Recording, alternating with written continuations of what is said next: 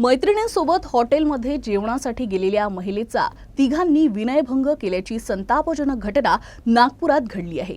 धक्कादायक बाब म्हणजे या लंपट आरोपींनी चक्क या महिलेचा तिच्या घरापर्यंत पाठलाग केला।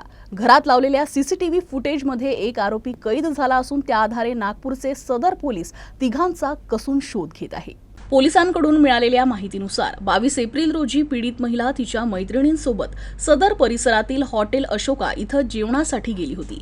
यावेळी हे तिघेही आरोपी शेजारील टेबलवर बसले होते। या 3 आरोपींनी महिलेकडे रोखून पाहण्यास सुरुवात केली। शेवटी वैतागून महिलेनं हॉटेल सोडून घरी जाणं योग्य मानलं। असे असतानाही या तिन्ही आरोपींनी त्यांच्या नंबर नसलेल्या SUV कारमधून महिलेचा पाठलाग सुरू केला। या नराधमांनी या महिलेचा तब्बल 4 किलोमीटर पर्यंत पाठलाग केला। तसेच वाटेत तिला थांबवण्याचा देखील प्रयत्न केला। कशी तरी महिला घरी पोहोचली आणि आरोपीनं तिचा पाठलाग करत तिचं घर गाठलं। घरात लागलेल्या सीसीटीव्ही फुटेजमध्ये आरोपी कैद झाले आहे। त्या आधारे नागपूर सदर पोलीस त्यांचा शोध घेत आहे।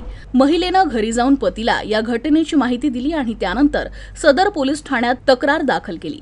सीसीटीव्ही फुटेजच्या आधारे नागरिकांना आरोपींबाबत काही माहिती असल्यास तातडीनं सदर पोलीस किंवा जवळच्या पोलीस ठाण्यात सूचना देण्याचं आवाहन पोलिसांतर्फे करण्यात आलं आहे।